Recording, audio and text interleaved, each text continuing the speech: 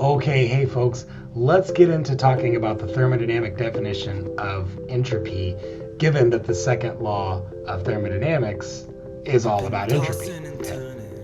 So the first thing we need to do to calculate the difference in entropy between any two states, so that would be the initial state and the final state, is to first identify a reversible path and then consider all of those infinitesimally small changes along that reversible path divided by the temperature at which that process is occurring. So this, of course, is how we do this with calculus. And if we integrate both sides of this equation, right, this is how we can get this with measurable changes. So delta S being S final minus S initial. And recalling that Q is a path function, when we integrate this, we get the following. So that's just going to be Q reversible divided by T, okay? So the units for this will be joules per Kelvin. And of course, if we were talking about molar entropy, so Sm, we recognize that would be joule per Kelvin per mole. So the entropy change of the surroundings can be brought about by any reversible or irreversible process as long as the second law is conserved. So in other words, ds surroundings will be dq surroundings divided by the temperature of those surroundings. And of course, for measurable changes, right, that's delta S surroundings equals q surroundings divided by T surroundings. It's also important to note that changes in heat to the surroundings will be the opposite of changes in heat to the system. So in other words, dq surroundings equals negative dq system, which is in effect the same thing as saying a hot object will always give heat to a cold object spontaneously, but not the other way around, right? There has to be a dispersal of energy, okay?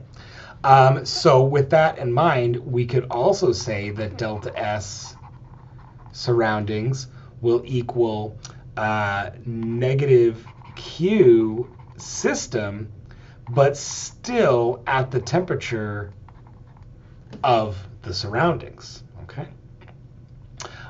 So let's see. Okay, so I think that's pretty good for this slide right here.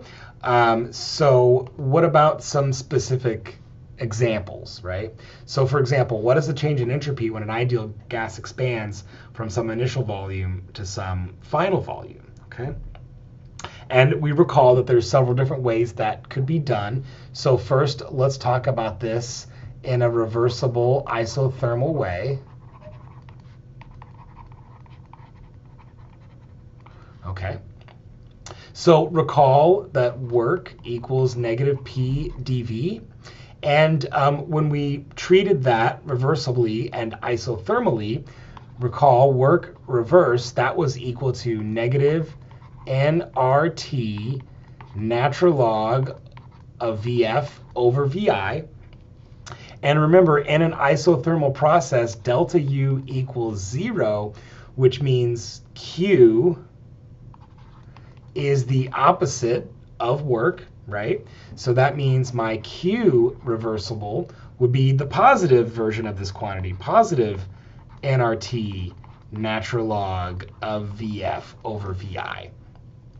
Thus, if we put that into that definition of entropy, okay, integrated from some initial over some final, dq reversible over temperature, so we now have a way of putting all of that together, remembering that when we integrate that, that's just Q reversible over T. And so now delta S for this reversible isothermal expansion will just be this expression divided by T and the positive version of that. So that just becomes NR, oops, I was about to write nRT, but it's NR natural log of VF over VI.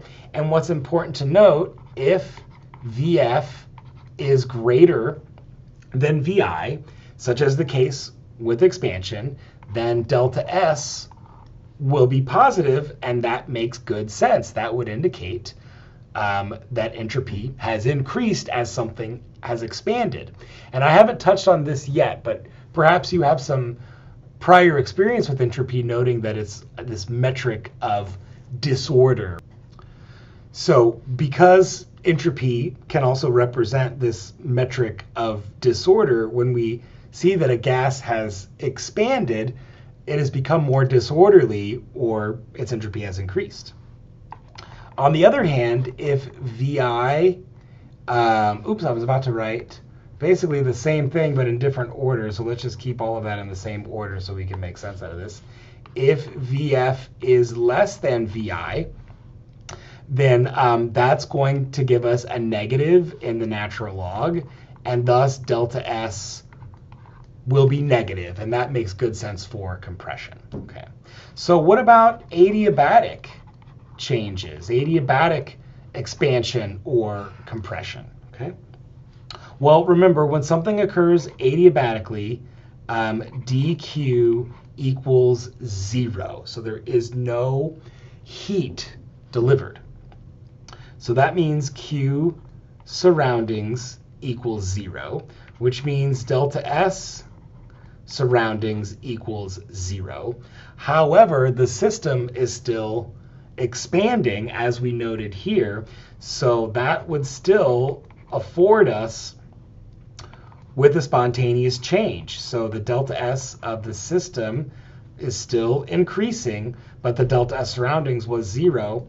That's okay in the case of expansion here, right? If VF is greater than VI, that would still tell us that it was occurring spontaneously, even if it's occurring in this adiabatic way. Okay, folks, so we'll get into a lot more of these types of scenarios and processes and how we calculate entropy of them. I'll see you in the next video.